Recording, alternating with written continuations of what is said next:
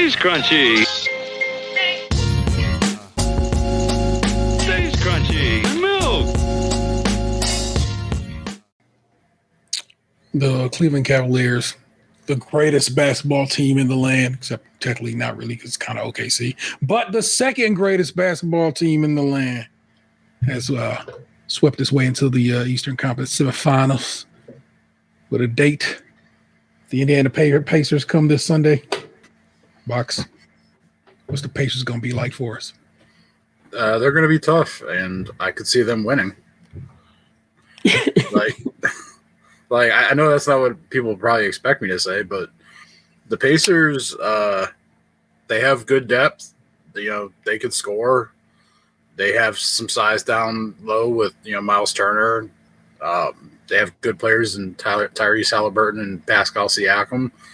Like, it's not going to be like the Miami Heat series where we were just cakewalking them. Like, the Pacers are going to be tough. Like, they play the Cavs very tough. They have a bunch of good defenders, especially now it seems like we're going to be without Darius Garland.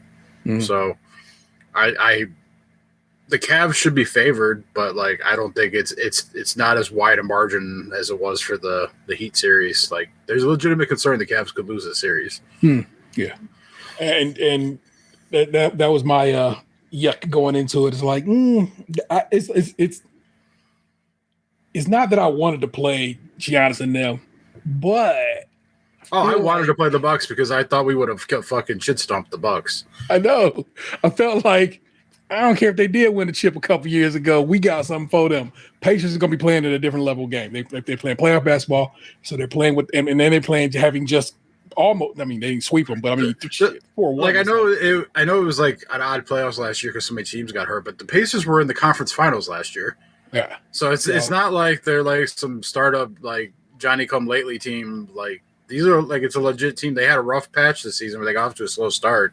Yeah, but they played amazingly those last couple months, and like the Bucks, Dame went down. They shouldn't have won that series to begin with, and then when Dame went down, their chances went to 0.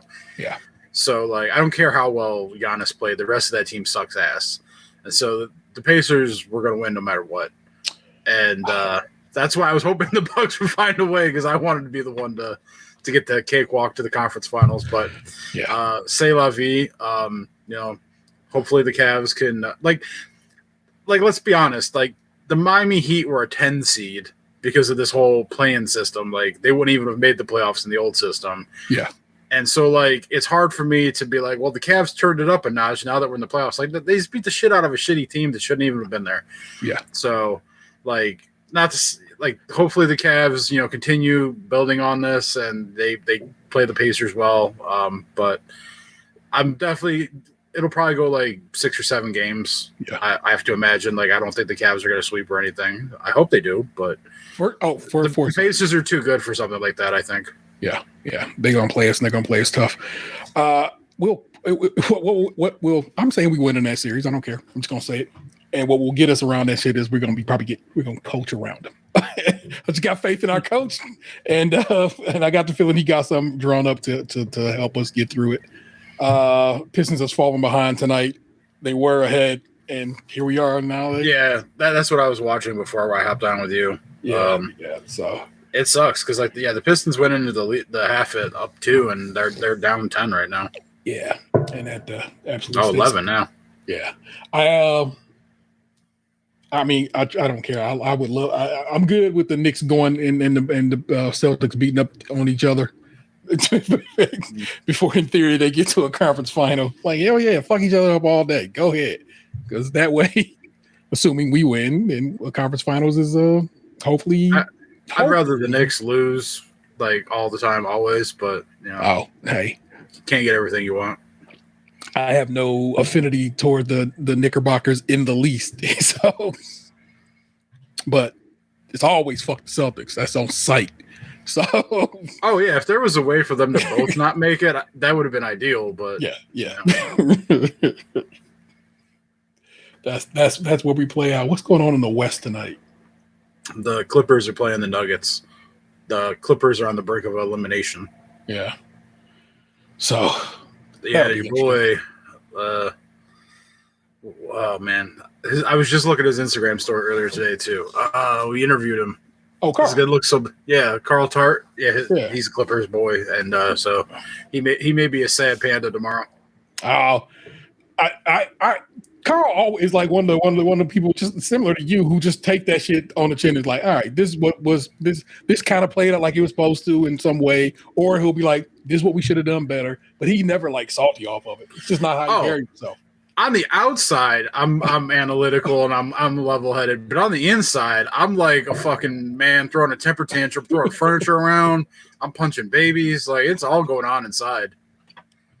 Well, it's good you keep it at where it needs to be at, I guess. Not inside always, but still. What's going on with the Warriors, man? I was just talking to Nick about it the other night, and I was like, yeah, the Warriors, you know what I'm saying? But then last night it was just like, I don't know. Houston, I saw people putting pictures of Steph Curry's hand on Instagram today. Like I guess his hand's all fucked up. Did Steph hurt his hand recently? I guess so. Yeah, I guess his thumb's all jacked up. So, like, I guess maybe it's affecting his shooting. And then, obviously, like, Butler's hurt. Like, he fell the other day and he strained his hip or some shit. And then I saw, like, a bunch of videos of Draymond Green trying to, like, hurt people again. So, he's back to playoff form. Oh, here we go. This is Speaking of Draymond Green, he's got this stupid ass car commercial that like makes no fucking sense whatsoever. Where like I don't know if it's his actual daughter or if it's an actress, but like they're in the driveway and he like lives on the side of a fucking hill, and they built a basketball hoop on the edge of the hill, and the little girl's so small that she can't even make the ball to the rim. So every time she shoots it, it just goes over the cliff. So like Draymond Green has to car drive down the hill to go get it. Yeah. Makes no fucking sense because then he's like face to face with a wolf who's gonna rip his fucking face off, and then all of a sudden he's back in the car, hands the ball to the girl, and then she just immediately throws it down the side of the fucking cliff again. Yeah, stupidest fucking commercial I've ever seen. I want. When did that come up initially? Because it's been out for a while, and I don't think that was like a Super Bowl commercial or anything like that. It was some kind of like it showed up recently enough, so I'm funny. But yeah, it's a commercial. It just like it makes no sense. Why would you build a basketball hoop on the edge of a cliff that you're letting your daughter play on? Why would you put the basketball hoop? Yeah, so why would you put the basketball hoop more near the house so the ball doesn't go over the cliff after every shot? So he has a reason to drive his car down the hill. He loves driving that car and come face to face with a tooth-bearing wolf. Okay, he is so powerful and strong a man. It doesn't bother him to have to face a wolf. He'll kick that wolf squaw in the balls, right?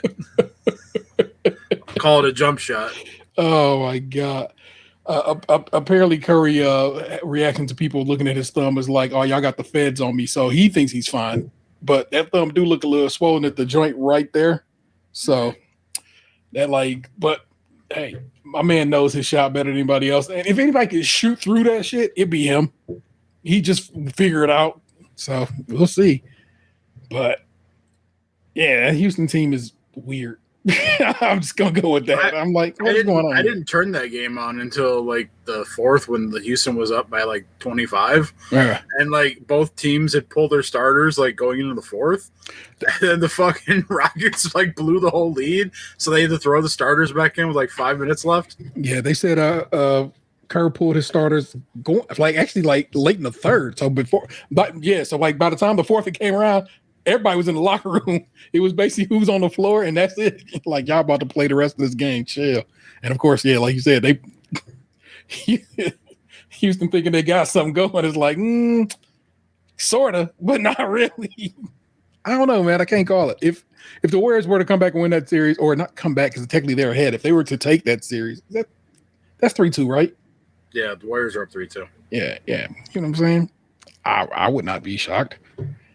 So what is here? I looked at the well, I mean, like on the Rockets, like everyone outside of like Dylan Brooks and Fred VanVleet are like young kids who have no playoff experience. Yeah. And like Jalen Green's supposed to be like their best player, and he's playing like shit. Let's see. I think he had like one good game in this entire series. Like he scored in like single digits a bunch. Yeah. Like I saw the one video of like Draymond Green going at him because he paints his fingernails. That's what Draymond Green does, dude. He just antagonizes everybody. He physically assaults them, and he just screams things like personal things at them. Somebody just got a real quick throat chop that motherfucking just like shut the fuck up, Draymond. Just like, what about these T-Wolves, man? I mean, I was so happy when I woke up this morning and saw that they held on to win. Are they dope or the Lakers that bad? What's the word here? A bit of both. Okay. Like the Timberwolves, like they're a solid team. Like I could see that. Like I don't know the standings, like the way the bracket is. Yeah. But like they're a team that like I could see making the conference finals depending on who they have to play. I think they play the winner of the Rockets Warriors. Yeah, they are the 6th seed, and they get whoever wins between the Rockets and the Warriors. Thunder gets whoever between the Nuggets and Clippers, and the Thunders will have had quite a few days off before they before this happens. So that'll be a well rested Thunder squad. So, yeah, I mean the Thunder should be favored regardless of whoever they play coming out of that matchup. Mm-hmm. The Nuggets would have a real tough time because like the Thunder are probably a better team right now regardless. Yeah, and then like the Nuggets don't have a lot of depth. They play like 2 people off their bench and that's like it. So like, and then the Thunder, you know, they've been resting now for almost a week and they have like 2.5 NBA teams worth of people on their fucking team. So like, you know, they could play like their 11th guy and, you know, not get tired. So the Nuggets, if they beat the Clippers tonight, are probably kind of fucked. And then I could see the Timberwolves beating whoever comes out of the Warriors Rockets. Like I think they're good enough to do that. Yeah. What is that? 12 more wins? 12 more wins, Cavaliers. 12 more wins. That's all you need, baby. It's just that close. That close. That'd be wild if we. Oh my God! Don't. Sorry, I don't know what I'm gonna do if we win another chip. It's gonna be real celebratory. I'll tell you that. I'd probably cry some more. Oh, I mean, I still cry off the last one. That shit was 9 years ago. Oh my God. Well, let's get to a show. I'm gonna spit you some lyrics. I've got a 2016 NBA Champions hat on my dresser right now. And I'm not even kidding. Yeah, it's real, people. We take that shit sincere in this town. I was just talking to Vanessa because of course it pops up on the TikTok relatively regularly. And I can tell you exactly where I was when this happened and how it happened. It was Father's Day. I was sitting on my mama's porch watching it on my phone because I don't know, but the kids were in and their cousin were in the other room fucking around, like doing whatever they was doing. And my sister ruins it for me because, of course, I'm watching on the phone, which puts about a 60-second delay. And she like texts me as I'm watching it saying, "Congratulations." I'm like, "Don't take now. Let me have this." Of course, I watch it and I start crying. I call Box, of course, the first person I call because I know Box really is the one who appreciates it. Me crying on the phone, Box not really understand me crying on the phone. But still, to this day, bit by bit, I can remember almost the detail of this shit. Watching I believe that was on an iPhone, if I have to think back 10 years, 4S. So it was some time back, y'all. I'll tell you that. Might have been a 6S. I think it might have been a 6S. We might go one. I'd have to go do some date checking on that one, but still. But a time, y'all, a time. So, but again, let me start your show. I'm going to rhyme to you right quick, and then we'll get to the rest of it. Pump the bass in the trunk, shit rattle like a baby hand. Except this toy cost 80 grand. And I'm crazy tan from all the places that I've been. Just for writing words with a pen. Tell the pilot land the plane on Roosevelt, Maine. Put a jacuzzi on the 7 train. And let John Coltrane play with that cocaine face. I know your crabs from the Old Bay taste. The brass band was 7 pieces. My bitch's name is Peaches. We got twin Mac 11s with the features. Shit, you barely got sneaker money. So much dick in their mouth that's why these motherfuckers speaking funny. You need to speak clearly, dear, because I can't hear you. I can't hear you. You need to speak clearly, dear, because I can't hear you. The Magic Johnson of the game, these lames don't want to play with me. Smile on your face, but I know you really hate me. I know you mad because I'm sick and it's plain to see. It's me. Ride the Harley into the sunset. Ride the Harley into the sunset. What's a good word, people? It's Stage Crunchy and Milk. It's episode 572. And we have massive displacement. And these are our engineering capabilities on full display. I'm your host, Shedeur Sanders 13, joined by my other host, the eBay Emperor himself, Lunchbox 2099. What's the good word, bruv? Man, time flies. Yeah. Our technically, let's take a look at the old calendar here. Our birthday show is in 2 weeks. We will have been doing this show for, I think it is 13 years. Let's pull up the old calendar here. Yeah. So that's crazy. But that's what it goes down. Majors always kind of brings these things around. My kid has prom Saturday of this week, and that's gonna be pretty dope. I'm gonna go see Thunderbolts, and I'm probably gonna end up going to see Sinners a second time. But we'll talk about that more in entertainment. And but you know what? It's got a couple of news articles for you. Got some of the assholes. Box gonna tell you some stuff about his life. I'll tell you some stuff about my life. It's great times to be had, y'all. You know what we do. So let's get to it. The Ohio Senate passes a bill that would require hemp products to only be sold at dispensaries. Right now, my child can go and buy some of this gross Delta 8 weed from the gas station. It's not handled at all. It's all just anybody can get it. And I don't like that. Megan Henry on the byline of this one. The Ohio Senate unanimously passed a bill that would regulate intoxicating hemp and drinkable cannabinoid products. On the Ohio Senate Bill 86 would require intoxicating hemp products to be sold only at adult use marijuana dispensaries instead of allowing them to be sold at CBD stores, convenience stores, smoke shops, or gas stations. The bill now moves to the Ohio House for consideration. Current intoxicated hemp products are untested and unregulated, said Ohio State Senator Steve Huffman, Republican of Tip City. The bill protects buyers from gaining access to these intoxicating products and ensures adults can still purchase them from existing regulated operators. Huffman introduced the bill with State Senator Shane Wilkins, Republican, Hillsborough, Ohio. Governor Mike DeWine had implored lawmakers to regulate or ban Delta 8 THC products.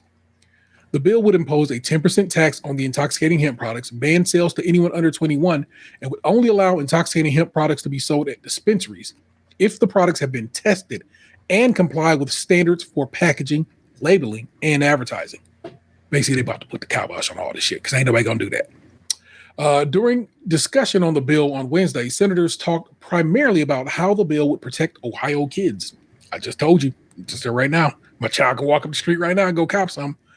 The bill regulates intoxicating hemp products and removes the untested, unsafe items that were marketed toward children from corner stores and vape shops and gas stations, said State Senator Bill DeMora, Democrat of Columbus. It includes requirements for product testing, safe packaging, age verification. These are all common sense measures. Wilkins spoke about how a health commissioner in his district came across an intoxicating hemp product that looked like Rice Krispie cereal box. That is marketed to kids, he said. We don't know what is in them, and unfortunately, they are without question ending up in our kids' hands, and that's not right. Children's safety and standardization got the Senate Democrats on board with the bill as well, according to Ohio Senate Minority Leader Nikki Antonio, Democrat of Lakewood. The more we can narrow in the standardization and some oversight and the safety and the safety from, the better we are, she said. Is it perfect? No. But does it really get to some of the positive changes for safety's sake? I think so. CBD store owners previously testified against the bill, arguing that would potentially put them out of business. During testimony in March, Belafonte business owner Jamie Courtney said the bill would eliminate 90% of the non-intoxicating full-spectrum hemp products her business offers, and the bill would drive consumers to unregulated online markets. I don't have a lot of sympathy for some of those businesses that are now being forced to not offer a product that was very clearly dangerous and targeted toward children, said Ohio Senate President Rob McCauley, Republican of Napoleon. I think if shops were operating before intoxicating hemp, they're going to be able to operate after. Facts. I don't even want to be agreeing with this dude, but he's right. Members of the marijuana business, poison control workers, and religious organizations testified in support of the bill. The 2018 U.S. Farm Bill says hemp can be legally grown if it contains less than 3% THC. Ohio is one of about 20 states that does not have any regulation around intoxicating hemp products, according to an Ohio State University Drug Enforcement and Policy Center study from November 2024. Had to get this taken care of. It's not good. I'm sure you can get a little something off of it, but it's not the same kind of high. People who smoke one and then have tried the other have been like, this shit is terrible. Don't fuck with it. Don't do it. The drinks that you can buy at certain bars are derived from that shit. It's not the same as the drinks you get from the dispensaries. Just go hit your dispensary up and as an adult and go get the real deal, and don't be bothering with that fucking. Bruh, if they got a weed sign in their window, they not doing right. Because you can't have advertising like that for actual marijuana products in the state of Ohio. They're super, super tough about that shit. As you know, we've talked about many a time on this very show. So if you see a little weed sign in their window, they not selling you real weed. They selling you some fucking some gas station bullshit. Don't play yourself. Go to the dispensary. Go buy you some good weed. Find you an old school dope man who can just hit you with some of your chronic that you like you know what I'm saying, your old school sacks, because they probably just buying it from the dispensary too. Just do that. You'll be better for it. Go up to Michigan. Make a day of it. Have a good time. I actually ran into a dispensary manager a couple days ago. Nice. I was out for a walk and oh yeah, she told me. She is, of course, you know, all y'all have to know, all this shit just comes around to me. So because I saw him when I was on a walk. I'm like, oh yeah, cool. I'm like, I'm certain he will tell me about that shortly. Because it just goes down like that. Oh my gosh. Shedeur Sanders make bold proclamation while speaking to local Cleveland High School. This is Ava Geltham on the byline. This is from Sports Illustrated. Shedeur Sanders has yet to even begin competing for the starting quarterback job with the Cleveland Browns, but he's already setting his sights on bigger accomplishments. Sanders will be in competition with Joe Flacco, Kenny Pickett. Why do we pick Kenny Pickett up? Jesus Christ. And Dylan Gabriel for a chance to become the Browns starter. But he wants more than just being the team's QB1. He wants to lead the Browns to success. While speaking at John Marshall High School in Cleveland, Sanders boldly stated he's going after a Super Bowl. I'm trying to bring Cleveland, of course, a Super Bowl, he stated. Though any player's goals should be to win a Super Bowl, it's especially bold coming from a rookie quarterback playing for the Browns. The Browns are one of 4 franchises that have never been to the Super Bowl, let alone won one. Cleveland has made the postseason twice since Kevin Stefanski, but the Browns' only NFL championship came prior to the start of the Super Bowl era. For Sanders, or any quarterback, leading the Browns to a Super Bowl victory would be an incredible feat. Sanders' ambitions with Cleveland do stretch beyond winning and turning the franchise around, though. After Sanders was drafted, he promised to get involved with the local youth, which he did on Wednesday by visiting John Marshall High School. I just wanted to come out and see y'all, Sanders told the students. We're working out every day. We've got purpose. We've got something we're trying to accomplish and achieve. What inspires me to keep going, I always say, knowing that I've got a lot of people watching me, knowing that I have I'm a positive influence to the youth. That's what I say keeps me going. It's been less than a week since Sanders was drafted, and he's already making his mark on Cleveland. That's a fun little article. Shedeur Sanders was a steal where we got him at in this draft. We robbed motherfuckers on that one. And we had already drafted a quarterback, so it's also crazy weird that we went and got him. But at that point, like I said, that's probably an owner's decision, and you can't say no at that point. But I'll let you see it. What's up with that, man? I'm fine taking him in the 5th. I didn't want him in the first couple rounds. I don't buy in the hype. I think he's like okay, but like I was fine with them taking a knee on this year and trying to get someone coming out next year, maybe like someone better.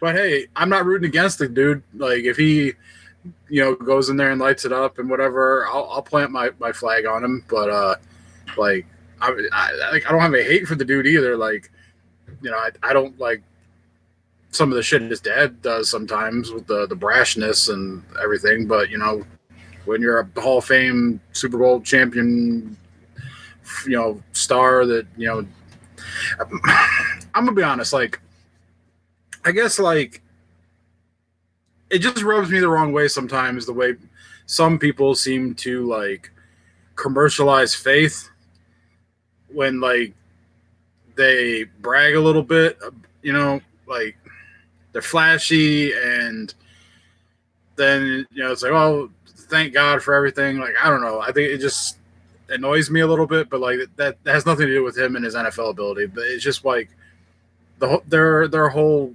bravado, I don't know. I just, not for me. I always hear that from you. I know it is from a truly specific point of view.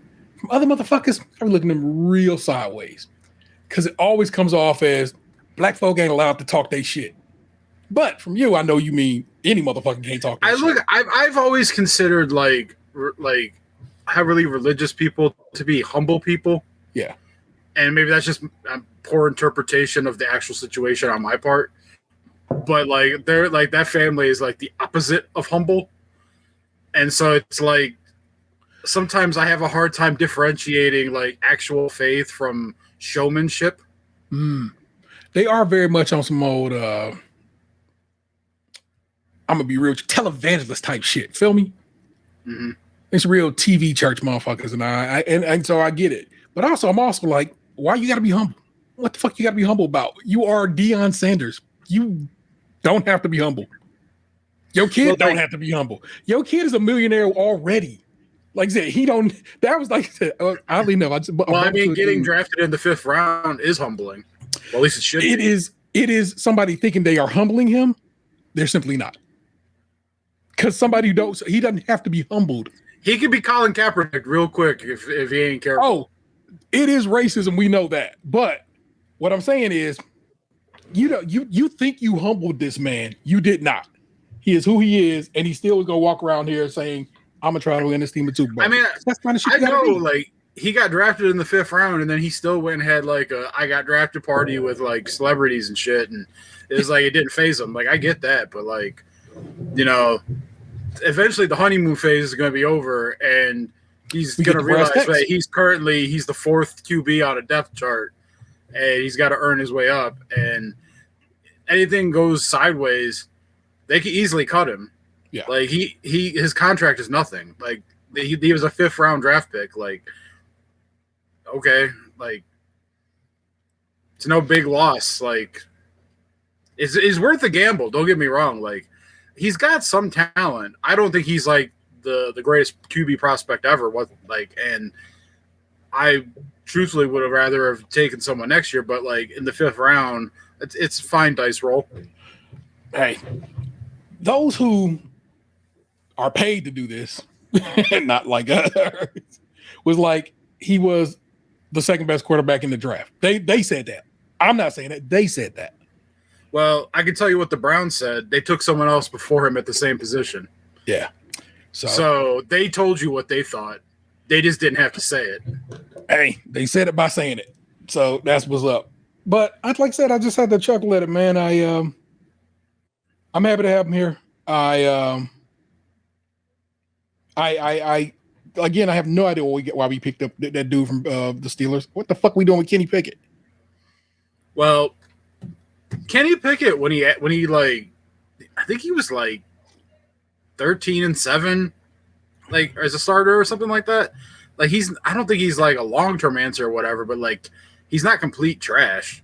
And they needed someone to hold the fort down. Like the only quarterback they had on the roster was Deshaun Watson with his torn Achilles and DTR, who they played, for the last couple of years, and he clearly cannot play. Yeah. At least not like he's a fine little like change of pace, come in, run a gadget play, scat quarterback, whatever. But he is not a they play 17 game starter now. Yeah. Like, not to say like Kenny Pickett's not a long term answer, but you could throw Kenny Pickett out there for a year, get a couple wins, not completely fall on your face, and then he's going to be a free agent at the end of the year because they declined his option. You barely had to give up anything to get him. So it was just a Band-Aid to get you to where you need to go. So we start Kenny Pickett? Well, right now, they don't have much invested into any of them. Yeah. Like, they gave Joe Flacco $4 million, and then, like, a lot of his money is tied to, like, roster bonuses goals, right? and incentives. Yeah. So it's like, if he's a starter, he probably hits all that shit. And, like, and if he's a starter, that means he's playing well enough to maintain the starter position rather than, like, throwing interceptions to the other team all the time. So that's a nice problem to have. But, like, if he's not your starter, he doesn't cost much. And then, like, Kenny Pickett barely costs anything, because he's on the year 4 of a rookie deal.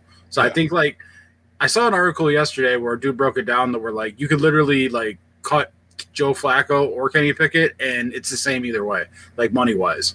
And then, you got Dylan Gabriel now on a 3rd-round rookie contract, which is nothing. Yeah. And then you've got Shedeur Sanders on a 5th-round rookie contract, which is nothing. Like, Deshaun Watson's eating up all your quarterback money on IR, and they're going to get it back next year when they get the insurance payout for his Achilles tear. So, like, they'll like, I don't know. There was an article talking about how, like, they'll get, like, if the policy pays out like they assume it would, basically all the money we're paying him this year on the cap will get credited to us next year. Okay. And then they're just going to cut him next year, and then they'll spread his money out over a couple years, like 2 years. So you just got to for all intents and purposes, Deshaun Watson is not a part of the Browns anymore. Yeah. People need to, like, not think that, like, he's coming back or anything. Like, that dude is done. Jason Lloyd's talked about how, like, the Browns don't even want him, but, like, they're stuck with him because he has that deal. So, like, he's here because he has to be, but, like, the moment they can get rid of him, they are. Yeah. That seems to be whoever's going to be whoever, just in time for us to go into a new stadium. All I'll tell you this. Like, the Browns, like, personnel people and, like, the coaching staff, I'm sure aren't looking to, like, tank. But I bet you that owner is hoping that we suck enough, or at least the Jaguars suck enough to where we have a shot like the number 1 pick next year, and that Peyton Manning's nephew comes out into the draft, old Arch Manning. He's not even good in college. He was great in high school. He's barely played. Yeah. So it's like, I'm like, why are we? Good Lord. Jimmy Haslam loves him some Mannings, man. Yeah. All right, I'm gonna read. Well, okay, there you go. Those are your news stories for the week, and that's me and Box discussing the news stories of the week in as much detail as we care to. So it is Box's time to take over the reins. Let me click the button. He has a whole intro that I have to click the button on. So let's click the button on Box's part. I hope it's like the Wonder Years where, like, you got me, like, playing in the front yard by a white picket fence, and then like me looking lovingly into, like, my crush's eyes as I kiss for the first time, and then all of a sudden I'm getting on a boat to war. I thought it would involve books in some way, story time, but damn. Yeah, I mean, I guess reading Rainbow works too.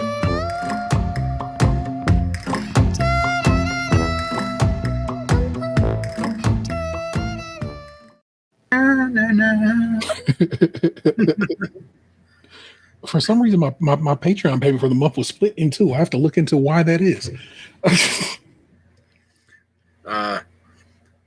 I was to finish my thought. Like, I didn't realize you were hitting the button earlier. There's gonna be people that are gonna take me to task for my Sanders take, and I understand that because I've seen a lot of comment sections in the last couple days. Okay. And Deshaun, I mean, not Deshaun Watson, Shedeur Sanders, he's got some fans out there.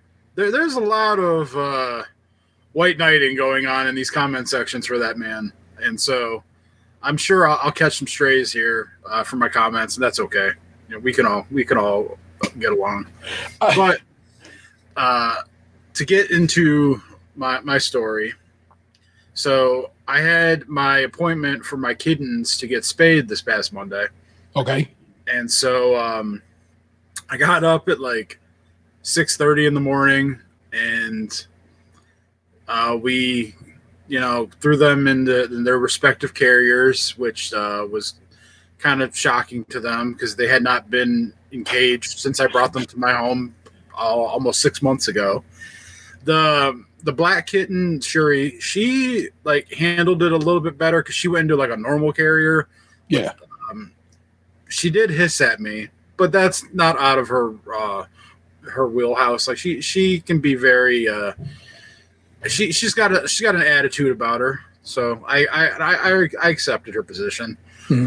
Lila went into like one of those like backpacks that you see people like kind of walk around with their cats. Yeah, with the little dome over it, they can look out.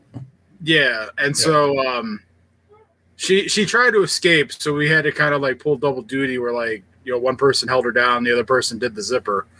But I drove him there, and it wasn't bad. Like, traffic wasn't bad getting there, but like by the time I got there, got him checked in, handed him off, it felt like dropping your kid off at like summer camp, but like a sad summer camp.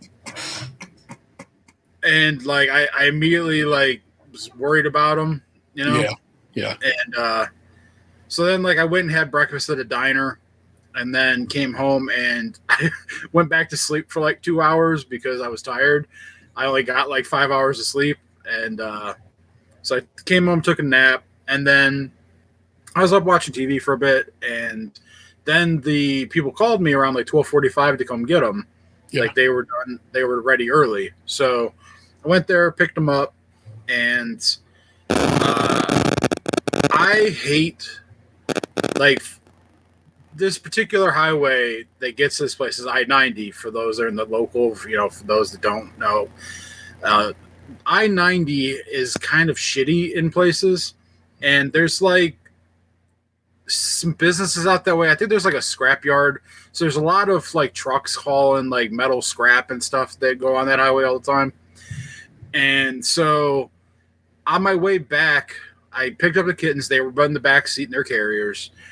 And I'm driving down this highway, and all of a sudden I run into an area where some truck dumped metal scrap all over the fucking highway. And I had to slam on my brakes to avoid hitting some giant metal block.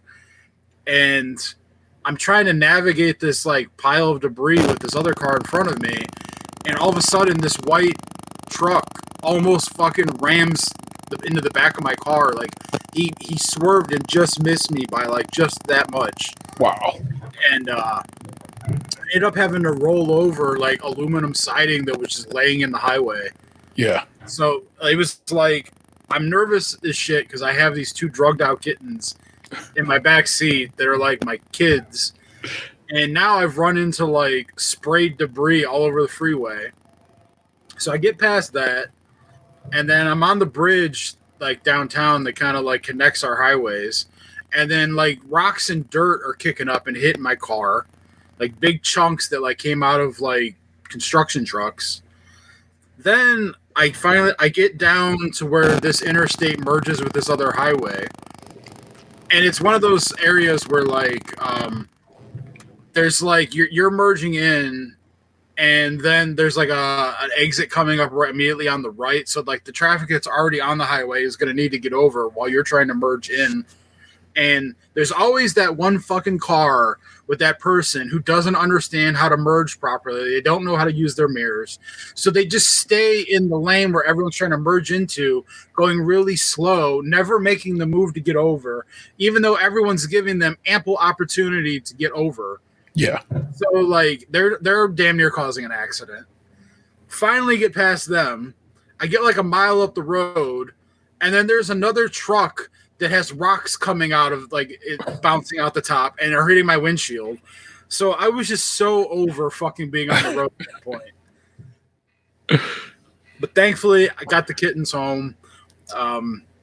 The black one was hissing at her sister for like a day and a half after I got them home. But they seem to be cool now. Each of them have their belly shaved with like the stitches, and the stitches are kind of like glued on to keep them steady. And then they each have little green tattoos that show that they were spayed.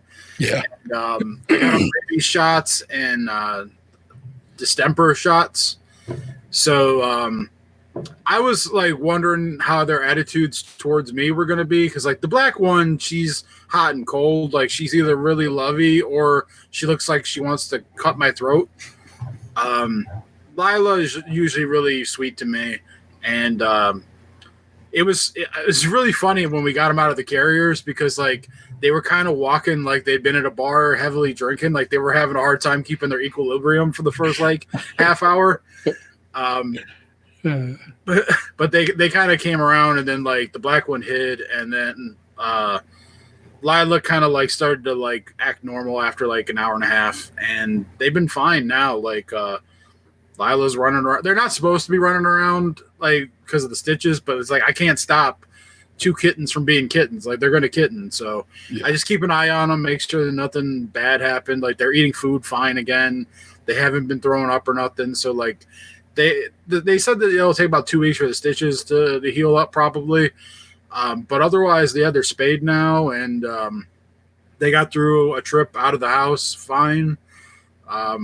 It was disastrous on the way back, but we got through it, and, hopefully everything heals up nicely, and I never have to go through that kind of anxiety again. Facts. No cones or nothing like that? I don't know if cats wear cones. Okay, yeah. The cats at times can wear cones, but no, they don't need cones on this. I think it's because of the glue. Yeah. Like, they don't have to worry about them licking out the stitches because of the glue. Okay, cool. Yeah, good on you. Word to veterinary medicine for advancing so much. I'm glad the cats have been taken care of as best they can be, and hopefully they are all that much more delightful. I was kind of hoping that like when I went to go pick them up, I went inside, and like the people who were working the counter weren't the same people I dealt with in the morning. Yeah. So like it was like this black woman at the counter who was like asking who I was there to get. And so I tell her, I'm here to get Lila and Shuri. And then I was like, she didn't ask me how to spell Shuri. And I was just kind of like thinking that she could be like, oh man, look at this white man's got a black cat and he named her Shuri. like she was gonna know, you know? Oh shit. Like, girl, you know you love Black Panther. Come on. Oh shit. There you go. You got to have some nervous pet dad shit go down, and it seems to have worked out all the positives. So that's good. I'm glad it finally happened too, because I know you had to schedule it so far out. I'm glad that's over. It was affordable too. Like that was the good thing about this place. Like but to get both of them spayed, rabies shots, and distemper shots was only $172. Oh shit! They're giving. Where's this place at? Shout them out. They're on the east side of Cleveland, in the east 222nd Street. It's like Pet Fix, I think is the name of the place. Over there by what is that? Amazon? Is that near Amazon? No, one more exit to Amazon. You get off the highway. No, it's exit 222. Okay. And when you get off of the exit, you go left, so you go north of the highway. It's like a half a mile north of the highway on the right. Okay. If you were to go the other way, you go to Amazon. Yeah. Okay. So, okay. Yes, I know that general neck of the woods. So that's pretty cool. Shouts out to what'd you say? Pet Fix? Yeah. Word to Pet Fix, you know what I'm saying, for taking care of my man's children's. And if you have some spay and neutering needs in this neck of the woods, you may want to holler at them, because that seems to be a pretty solid deal. Also, get your pet spayed or neutered, people. My man Bob Barker told you this shit years ago, and I'm just gonna repeat him. You know what I'm saying, take care of your business. Anything else in the world? How's your health? How's your family? Everything all good? Everything seems okay. You look put together. Did you get a trim recently? I was off last Friday. I made a barber appointment. I made the appointment like 2 days beforehand, and I was kind of like, oh, cool. But then I was also like, oh man, that must suck for my barber. Yeah. So like when I was there, I was like, man, you don't usually have appointments on a Friday 2 days beforehand. And he said, like, they told us that like it had been like their slow season. Yeah. But they were like already kind of like booked up for a lot of May proms and graduations and all that shit. Yeah. So yeah, I got a haircut last Friday. I've been waiting like 3-4 months recently, because like my barber appointments cost like twice as much as they did like pre-COVID. Yeah. So I try to space them out a little bit more, you know. But I just wanted to feel clean. Yeah. Yeah, for sure. Nothing wrong with looking swagged out. So good on you.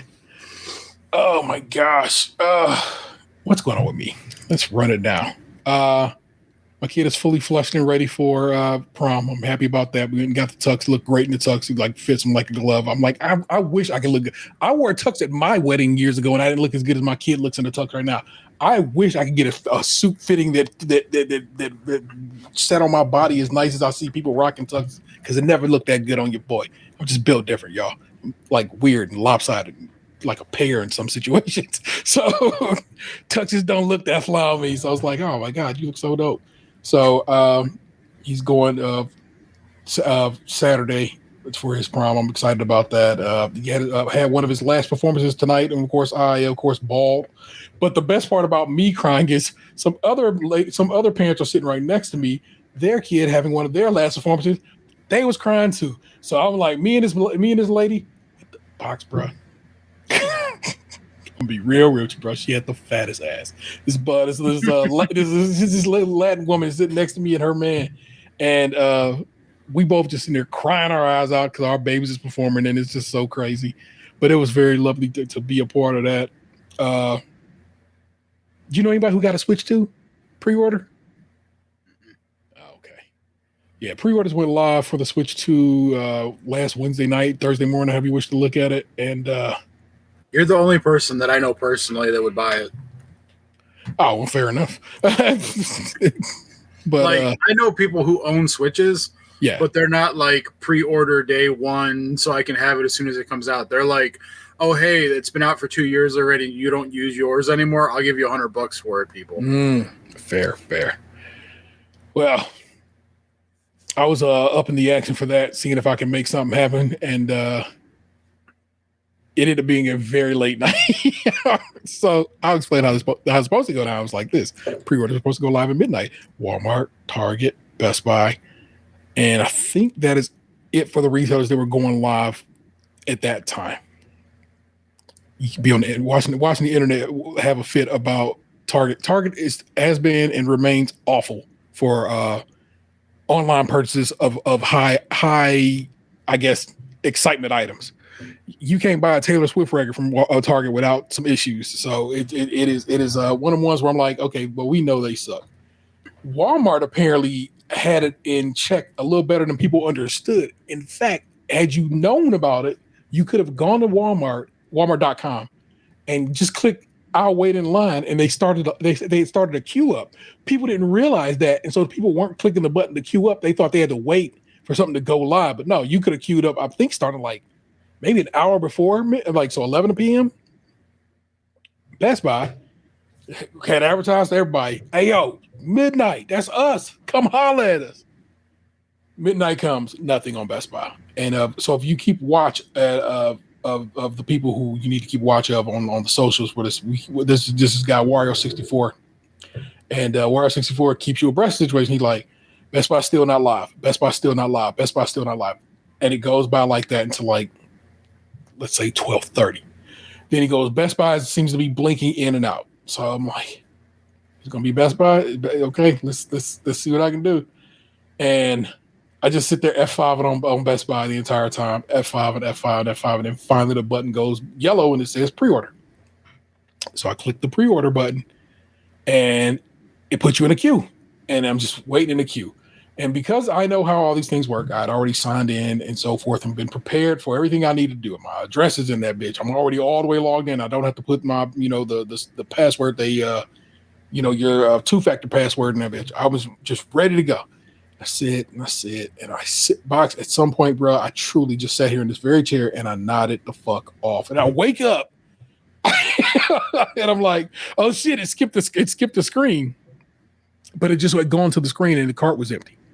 And I was like, motherfucker. And I just literally clicked back. I didn't go anywhere wild. I clicked back and the yellow button, pre-order button was still live. So I clicked the pre-order button again and I waited again.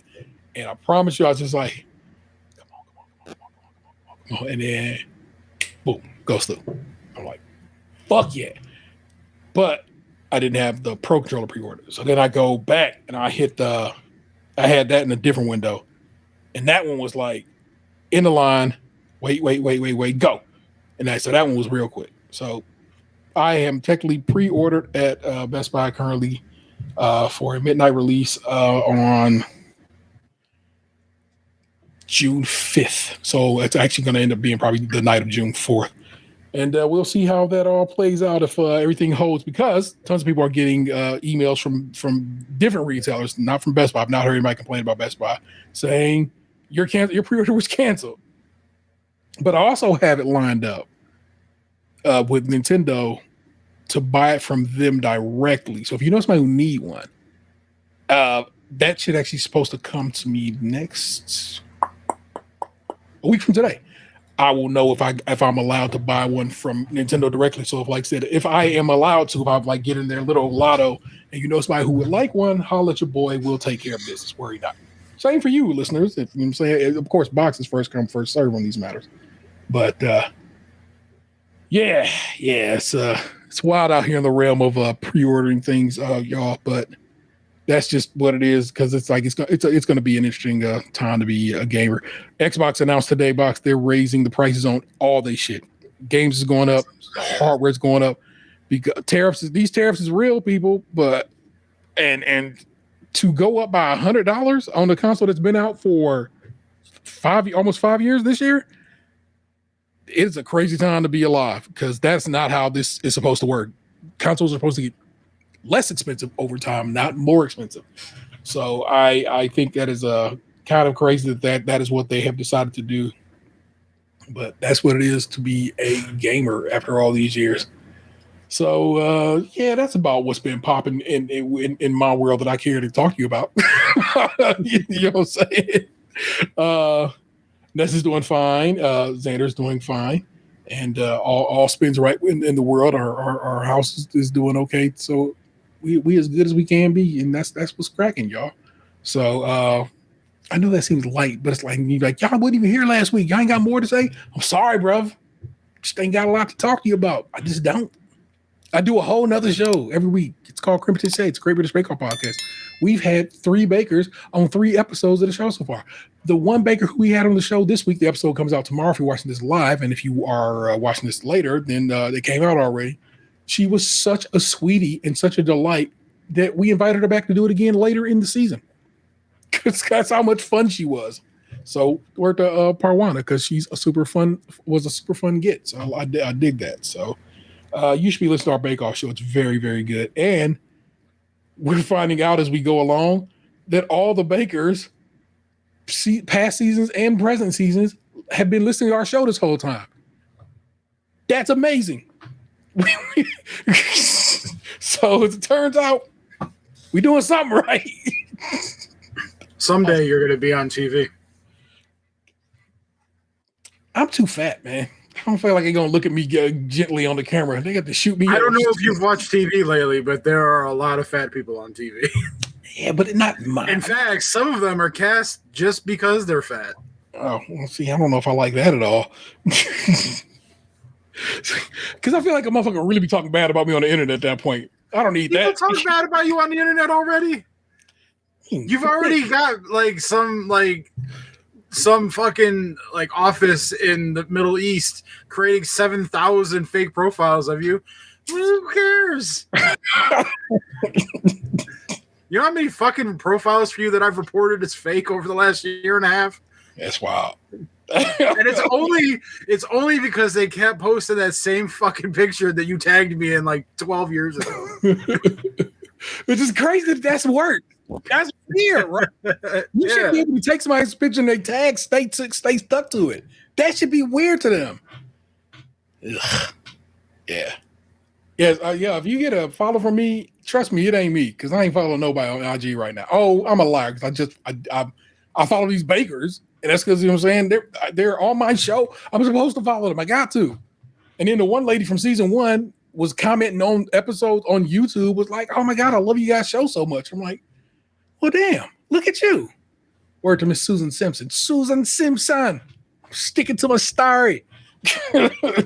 Like, this show will always be the baby, but something good had to spawn from it. And if it's creme patissier becomes like the talking dead of the baking world, you just have to accept it and run with it, man. That is the goal. That is the hope. Like I said, I stay in these pockets of these PR firms, because that's the thing. Well, I kind of do work. I kind of have worked with Roku directly on this things, but that's just to get me to the bakers. And then they immediately put me in the hands of these PR firms. Now, if I'm doing my damn thing with these PR firms like I'm supposed to be, and I try to do, I try to play respectfully and by their rules, and I use their turns of phrase. Make sure you say this, because like literally, I had the one PR lady who was like, "Make sure you say this," and I was like, "I got you." Easy, which is of course all 6 episodes of the Great American Baking Show are available right now on the Roku channel. There you go. That's what I have to say every time, and that's the agreement we have in place here. These people have been on the Today Show, hanging with Tiffany Haddish, eating cake with Bush's daughter. I don't know which Bush. I don't know if it's Jenna or it's the other one. So, and I can't remember. It's Barbara and Jenna. I think it's Jenna Bush. Yeah. Anyway. So like, just think about from a 7 to you're like two bacon strips away from Tiffany Haddish. Facts, and from former President George W. Bush. I literally just saw a meme. This whole gorilla thing. Some like this only 90s kids thing Instagram account I follow. Yeah. They put up like you ever seen the Vince McMahon video? It's like from an episode of Raw where he's in the back, and then like someone comes up to him and he's like, "Take me to him, take me to the son of a bitch," and he goes running down the hallway, and it said like when there's 99 men fighting a gorilla, and so he's gonna be the 100th. But then like you swiped over, and then it was a picture of George Bush being told that the towers were hit, and it says there's a second gorilla. Oh my God. Box. 100 men. 1 silverback gorilla. What's happening? Dude, I literally watched that simulation video where it was 1 million men versus like 10,000 gorillas, and only 14 gorillas died. I believe that shit. And honestly, I'm not even mad about it. They had like the amount of shit we've done, like I didn't forget about Harambe. We owe them. I want to know what dude just made up in his mind. So here's what it is. I know this is really taking a turn, Bob, but these are the same dudes who say shit like, "I could beat Kagan Clark 1-on-1. She ain't shit." And it's like, no, you can't. You simply can't. Dude, I was playing basketball up at the local gym, like, pre-COVID, back when I was like really losing weight. Yeah. And there was one night where like I was just playing pickup ball with a bunch of rando people. One of the people used to work in our office, and he fouled like a motherfucker. I was getting pissed. But there was like a high school girl that had gotten on one of the squads. And she was banging jumpers better than everyone else on the court. Like I don't think WNBA players, like compared to NBA players, are all that. Like I find it entertaining now. Yeah. But like Caitlin Clark versus the average Joe, yeah, she's gonna give them buckets, no problem. But that's the thing. They, like I said, this is the world we live in, where these men of this ilk who think they can beat up a gorilla, you can't. Think they can beat. See, the thing about the 100 man versus a gorilla, there's got to be some like ground rules here. Like, are we talking about like an average person? Like, is it like 100 me's? Because 100 me's are getting fucked up by the gorilla. But is it like 100 John Joneses? Is it like 100 like the mountains? Like who are the 100 men? Are we talking Olympic athletes? Like, or are we talking like 100 SoundCloud rappers? Like it's apparently just imagine, if you will, a random draft of 100 dudes. So yeah, you might have the mountain, but you also might have, I don't know. A morbidly obese dude with high blood pressure and like gout. Like, yeah, like we're getting murdered. So what it really comes down to, and it's the most rational, but nobody wants to do that part of it. Everybody's like, "I'm gonna fuck a gorilla up." Like, no, you won't. No. I don't know why they think those guys, the gorillas are pure fucking muscle. If like, we survive because we know to avoid that shit and use like long range weaponry, not because I'm gonna grab a stick and walk up in that dude the animal's face and like best it. Like, it's not happening. The other caveat to it was, depending on the roster, there has to be some sort of like coordinated ability where, like, if we all had a game plan, like, there's going to have to be sacrifices. Not all 100 men are making it out of here. Like, just get that out of your mind. There's going to have to be some soldiers taking the L on the front line. Yeah. But you use that group to distract it, and maybe you all coordinate for like one appendage. Like, maybe you try to take out a leg or something. Like, and you don't go all swinging all willy-nilly. Like, you have to all go for the right leg or something. Like, have you ever played with randos in Call of Duty? Yeah, it's terrible. They never speak English. They always are like yelling at their kid in the background, or there's like a window fan that's right next to them that you just hear the entire time through their microphone. This is what it is to 100 men to fight a gorilla. 100 random dudes fighting a gorilla. Somebody gonna run. Somebody gonna think they got it. It's gonna be somebody it's gonna be a few men who are like, okay, we can do this. We can get together and figure it out. And it's gonna be that motherfucker just like Leroy Jenkins running at that motherfucking gorilla. And he the first one done. Yeah, but Leroy Jenkins is the he leads the Operation Human Shield portion of our 100-man assault.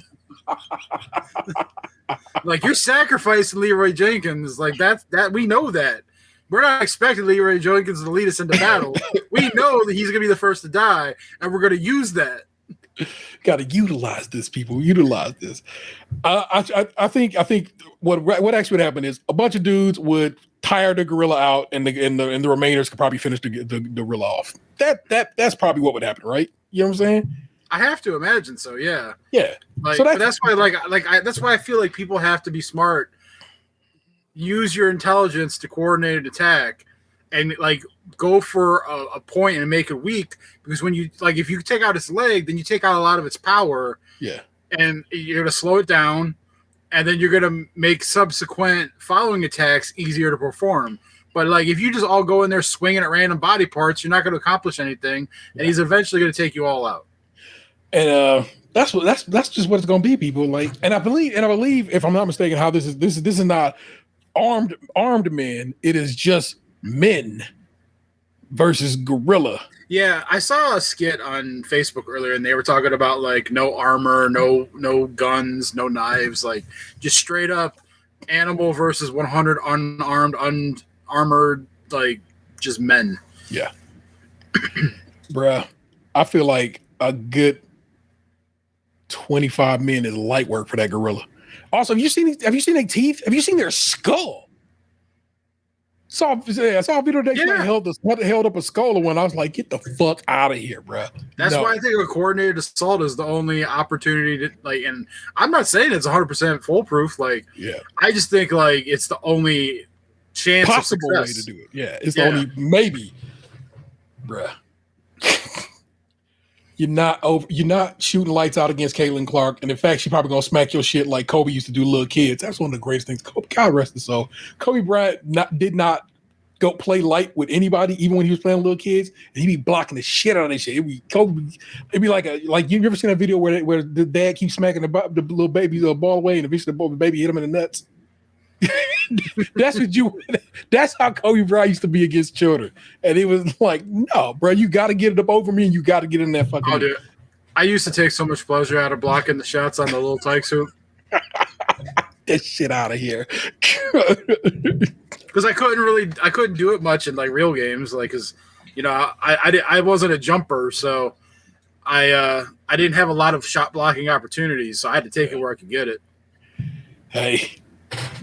Get them up in the air and try to catch that foul. Like, oh, there it is, taking it out. There you go, people. No, you're not winning against the gorillas. Okay. And also, women don't discuss this kind of shit. It's never women ain't sitting there thinking about 100 ladies versus a lady gorilla. I don't know. Now, if you see 100 men versus a grizzly bear. Help the bear. Help the bear. Bruh. Whew. Have you seen grizzlies, like full-size grizzlies and Kodiaks? Them motherfuckers big as fuck too. and they got that swipe situation. You know what I'm saying? Although I've seen gorillas doing that little spin attack that I always thought was just some Donkey Kong shit. Turns out gorillas actually do that, which is wild to learn so many years later. Like, what the fuck? Gorillas do be doing that spin shit? That's wild. Gorillas is on some next shit.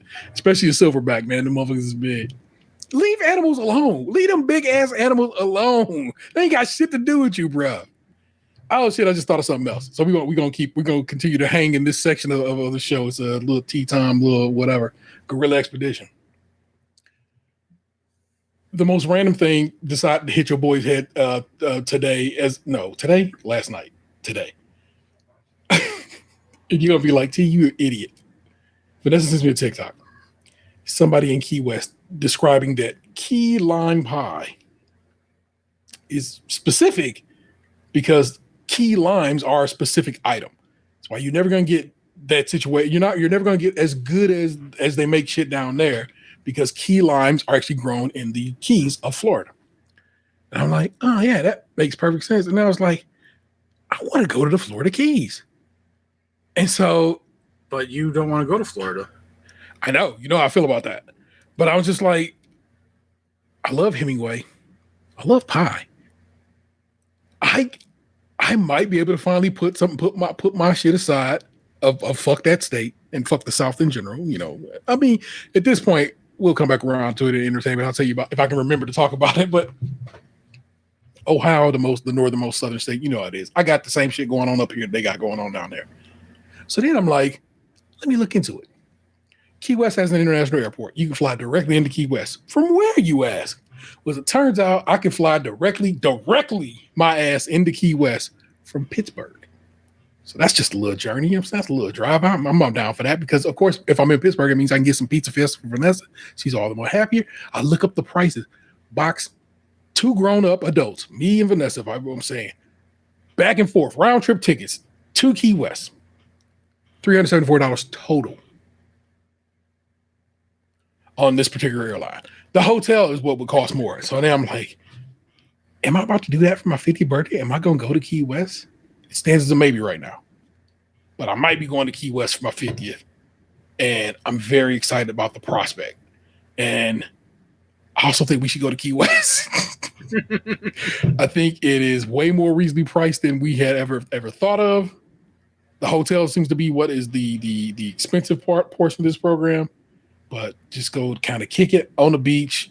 I don't know where you are if you're in Key West. Are you in the Atlantic or are you in the Gulf? I have no idea. Yeah, I'm usually better about that. Let me pull up a map.